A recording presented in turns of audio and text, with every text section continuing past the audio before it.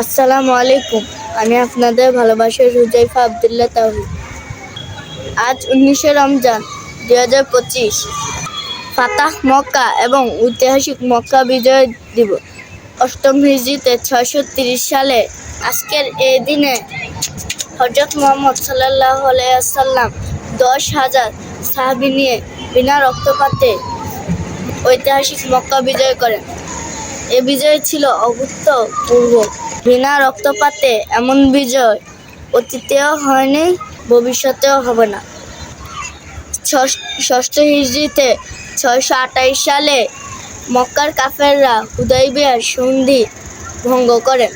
হুদাইবিয়ার সন্ধি শর্তগুলির মাঝে উল্লেখযোগ্য শর্ত ছিল, মক্কার কাফেররা যখন মদিনায় যাবে মুসলমানরা তাদেরকে ছেড়ে দিতে হবে, এবং মদিনার মুসলিমরা যখন নাকি মক্কায় যাবে মক্কার কাফেররা তাদেরকে ছাড়বে না। যে শর্তটি ছিল একদম মুসলমানদের বিরুদ্ধে। একটি শর্ত মুসলমানদের পজিটিভ ছিল।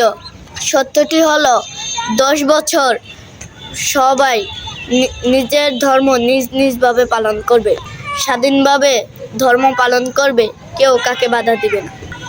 10 বছর এই সত্যটি বলবৎ থাকবে।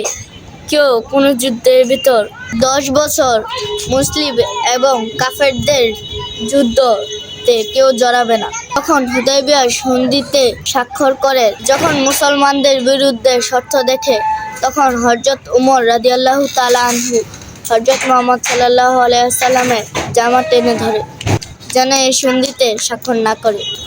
আল্লাহ তখনই সূরা ফাতাহ নাজিল করে, ইন্না ফাতাহনা ফাতাহুম মুবিন। নবীজিকে সুসংবাদ দেয়, এটাই হলো নবীজির জন্য মহাবিজয়। আয়াতের রেদওয়ান 1400 সাহাবী ইমানের দৃঢ়তা দেখে। আজ যদি আমাদের ইমান শক্ত হয় তাহলে আমরা পরাস্ত হব না। এই ইমানি চেতনার জাতি আবারও এই পৃথিবীতে বিজয় লাভ করবে। ইমানদাররা ভয় পেও না, নিরাশ হয় না। ইমানের দৃঢ়তা থাকলে অবশ্যই তোমরা বিজয় হবে। 2 বছর যাওয়ার পূর্বেই মক্কার কাফেররা মুসলমানদেরকে ধর্মের ভিতর বাধা দেয়। তারই পরিপ্রেক্ষিতে হযরত মুহাম্মদ সাল্লাল্লাহু আলাইহি ওয়াসাল্লাম, যেহেতু কাফেররা শর্ত ভঙ্গ করে, সেজন্য মহানবী সাল্লাল্লাহু আলাইহি ওয়াসাল্লাম স্বপ্ন দেখে মক্কা বিজয় করেন। মক্কা যাওয়ার পূর্বেই মহানবী সাল্লাল্লাহু আলাইহি ওয়াসাল্লাম সাহাবীদের উদ্দেশ্যে বক্তব্য দেন, যারা মক্কা থেকে বের হয়ে যাবে এবং শিশুদের উপর, বৃদ্ধদের উপর এবং যারা কাবা ঘরে প্রবেশ করবে তাদের উপর, আবু সুফিয়ানের ঘরে যারা প্রবেশ করবে তাদের উপর যেন আক্রমণ না করে। মহানবী সাল্লাল্লাহু আলাইহি ওয়াসাল্লাম সহ 10,000 সাহাবী রোজা ভঙ্গ করে মক্কার উপর অভিযান চালায়। আল্লাহর অশেষ রহমতে বিজয় লাভ করে।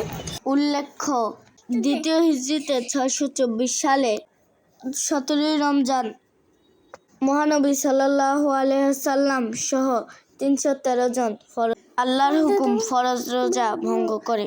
আল্লাহর হুকুমে মক্কা বিজয়ের দিন 630 সালে 19 রমজান মহানবী সাল্লাল্লাহু আলাইহি ওয়াসাল্লাম সহ আল্লাহর হুকুমে 10,000 জনকে ফরজ রোজা ভঙ্গ করতে হয়েছে।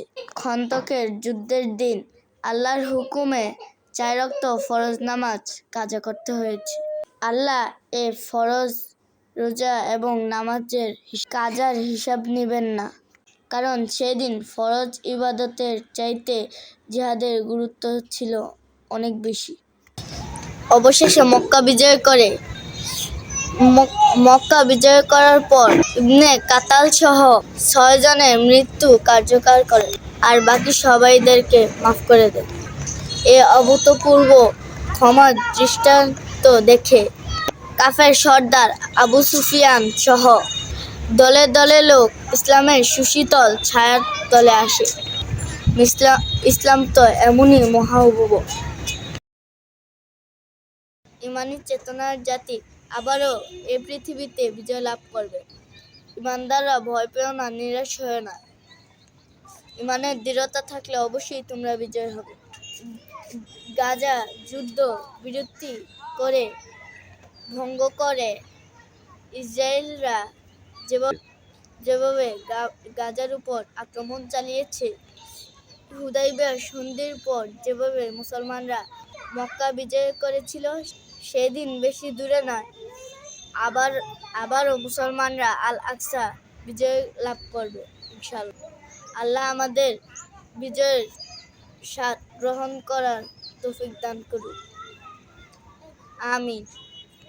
সবাই ভালো থাকবেন, আবার দেখা হবে অন্য কোনো ভিডিওতে। আসসালামু আলাইকুম। আমাদের নতুন নতুন ভিডিও পেতে এই ইউটিউব চ্যানেলটি সাবস্ক্রাইব করুন এবং HA তাওহীদ ফেসবুক পেজটি লাইক দিয়ে সঙ্গে থাকুন।